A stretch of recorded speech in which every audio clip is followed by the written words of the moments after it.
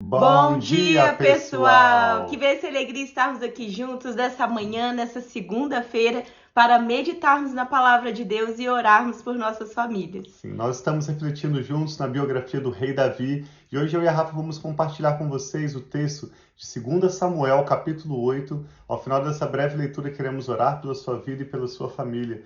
Vamos pedir a Deus a bênção dele para essa nova semana, ainda um novo mês de dezembro, um mês tão especial em que nós celebramos o nascimento de Jesus, que é descendente de Davi, como foi prometido, que o Senhor daria a Davi um filho, um descendente cujo reino jamais teria fim.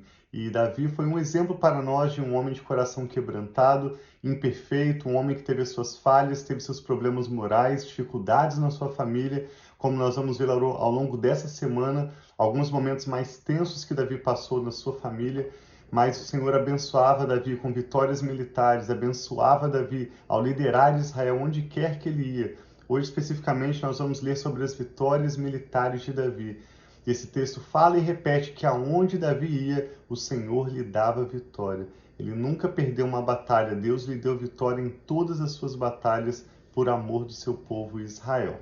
Amém. Então vamos orar para que o Senhor fale conosco nesse dia, nos ensine também a sermos vitoriosos, a confiarmos nele, a estarmos colocando toda a nossa confiança em Deus. Então vamos orar e também nós vamos orar ao final da live, orando por nossas famílias, nossas situações e pela vitória de Deus. Pai, muito obrigado por esse novo dia, por essa nova manhã, Pai, que na Tua palavra diz que as Tuas misericórdias se renovam sobre as nossas vidas.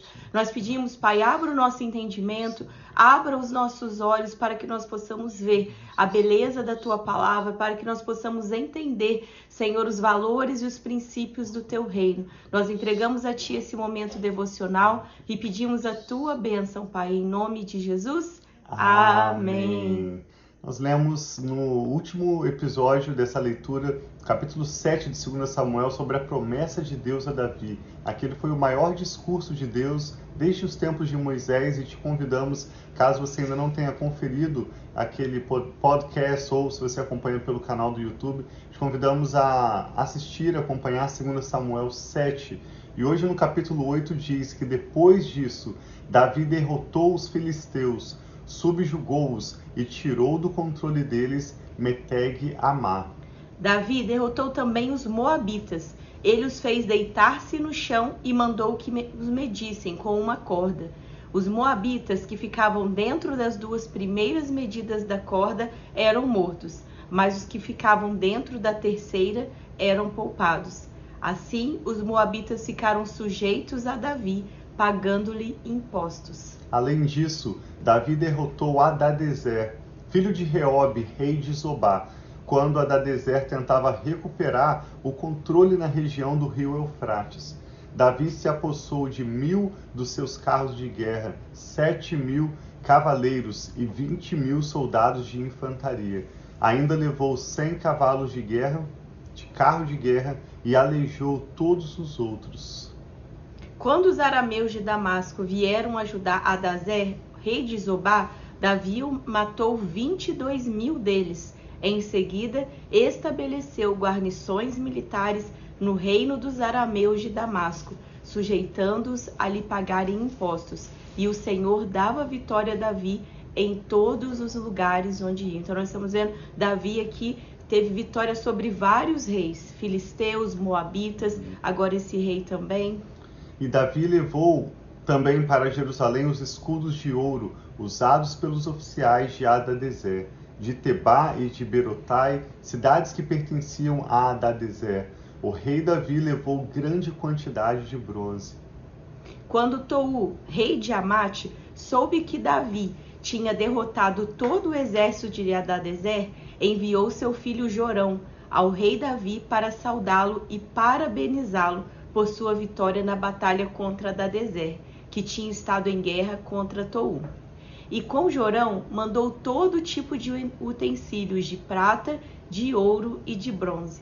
O rei Davi consagrou esses utensílios ao Senhor, como fizera com a prata e com o ouro tomados de todas as nações que havia subjugado: Edom e Moabe, os moabitas e os filisteus e Amaleque. Esses são os reis que Davi tinha né, tido vitória sobre eles. Sim. Também consagrou os bens tomados de Hadadezer, filho de Reobe, rei de Zobá. Então a gente sempre vê esses princípios na vida de Davi. Davi sempre estava dando glória a Deus, estava sempre retornando toda a glória, toda a honra, ele está consagrando, apresentando a Deus tudo isso que ele foi ganhando, ouro, prata, bronze dos reis, que ele foi tendo vitória sobre, né? Sim, o propósito da vida de Davi era claramente glorificar a Deus.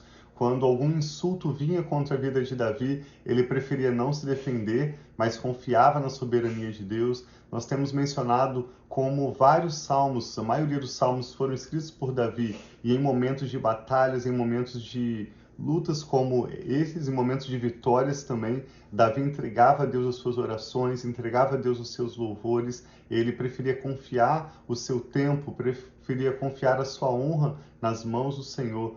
E seu propósito ao liderar Israel era permitir que o nome do Senhor fosse glorificado e que as promessas de Deus pudessem se cumprir na vida e no povo dele. Diz no verso 13, 2 Samuel 8,13, que Davi ficou ainda mais famoso ao retornar da batalha em que matou 18.000 edomitas no Vale do Sal. Ele estabeleceu guarnições militares por todo o território de Edom, sujeitando todos os edomitas. O Senhor dava vitórias a Davi em todos os lugares aonde ia. Amém. É isso que eu e a Rafa queremos orar por você, pela sua família, Sim. para que a bênção que Deus tem sobre você se manifeste em cada ambiente, na sua escola, no seu local de trabalho, sobre os seus filhos, aqueles que têm os seus netos, em tudo que você tocar as suas mãos ou se envolver na tomada de uma decisão, em cada lugar onde você pisar a planta dos seus pés. Essa é a bênção que Deus tem prometido para as nossas famílias. Nós queremos orar o mesmo por você e sua família. E aqui encerra com mais 2, 3 versos mostrando quem eram os oficiais que trabalhavam liderando as equipes no reinado de Davi. Sim, Deus abençoava Davi e colocava também homens, né, de batalha, de guerra, que eram bons ao redor de Davi também. Davi reinou sobre todo Israel, administrando o direito e a justiça a todo o seu povo. Joabe, o filho de Zeruia, era comandante do exército.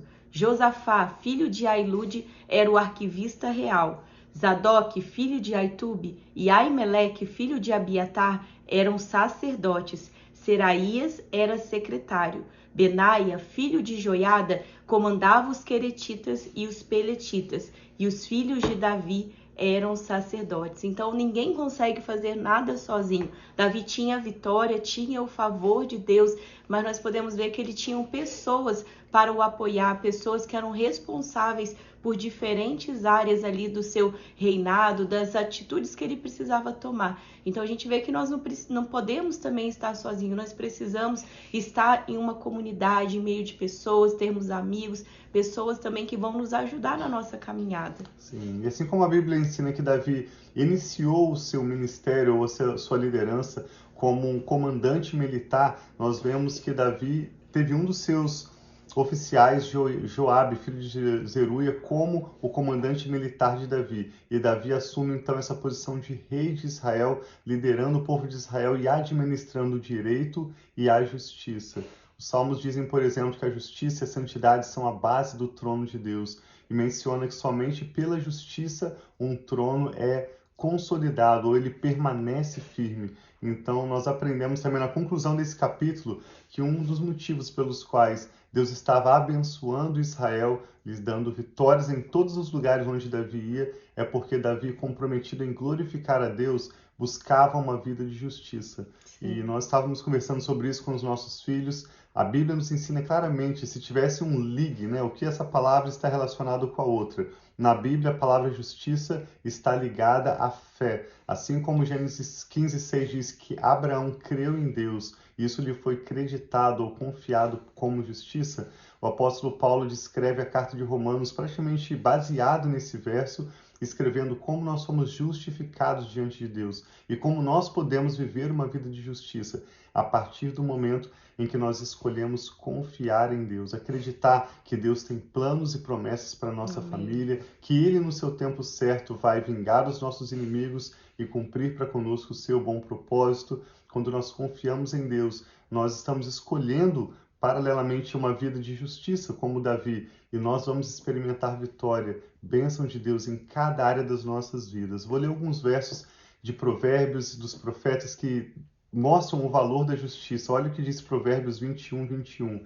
Quem segue a justiça e o amor encontra a vida, justiça e honra. Exatamente o que nós estamos aprendendo com o exemplo da história de Davi. Isaías, profeta, escreveu que o fruto da justiça será paz. Quando nós nos comprometemos a crer em Deus e viver uma vida justa, não manipulando, não forçando a barra, mas confiando no tempo e no modo de Deus, nós vamos desfrutar paz. O resultado da justiça será tranquilidade e confiança.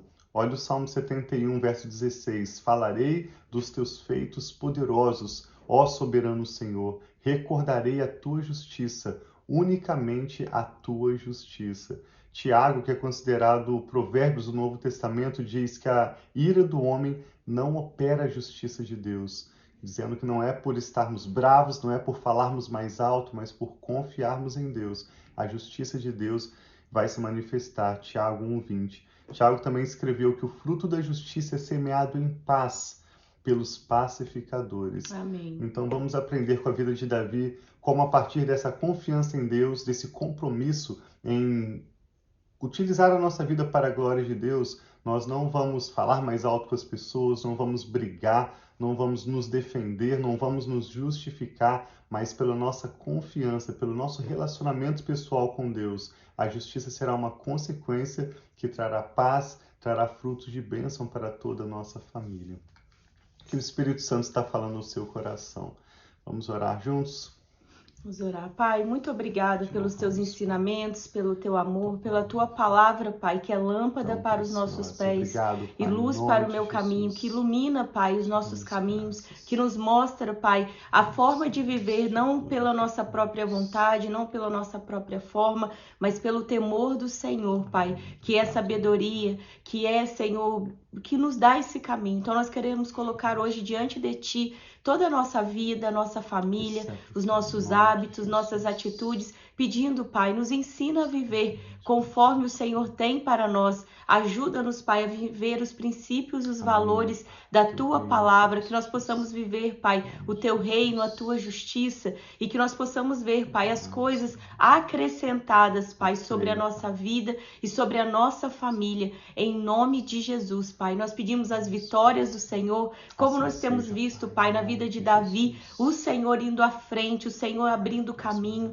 o Senhor protegendo, o Senhor, Pai, mesmo que talvez pareça que foi demorado o processo de Davi ao longo do tempo, ele sendo perseguido, ele sendo somente um servo, mas o Senhor tinha o plano e o propósito de Davi ser um rei. E em nome de Jesus, que assim seja sobre a nossa vida. Talvez pareça que os processos, o tempo do Senhor tem demorado, mas nós sabemos que o tempo e o processo e o modo do Senhor é perfeito. Então nós concordamos, Pai, com todos os planos e promessas que o Senhor tem sobre nós e nossa família, sobre nós e os nossos filhos, sobre nós e os nossos netos e os nossos descendentes. Nós recebemos, Pai, que nós possamos ter paciência de esperar e que nós possamos ter sabedoria em cada passo, em cada decisão, que nós possamos olhar para Ti, Pai, não para as circunstâncias, não esperar em homens, mas esperar no Senhor, Pai. Que nós possamos esperar pacientemente no Senhor e ver, Pai, aquilo que o Senhor fará. Então declaro uma bênção sobre cada um dos meus irmãos, irmãs, familiares, pessoas que têm, Pai, amigos que têm unido em oração conosco. Recebe, Pai, as nossas famílias, cumpra os Teus planos, cumpre os Teus propósitos e que a nossa confiança, a nossa fé esteja em Ti. Obrigado, Senhor, por nos justificar. Obrigado por nos restaurar. Obrigado, Pai, que o Senhor nos restaure e restitui. Obrigado, Senhor, pelo Teu grande amor, Pai, e pela Tua mão poderosa em nossas vidas. Nós entregamos esse dia, essa semana em Tuas mãos, pedindo a Tua bênção, a Tua proteção, Pai, e a Tua sabedoria. Em nome de Jesus. Amém. Graças a Deus, que o Senhor continue abençoando a sua vida e a sua família. Obrigado por acompanhar conosco e por compartilhar também essa ministração, esse tempo de oração com outras pessoas que podem ser abençoadas juntamente conosco. Sim, um abração, amamos.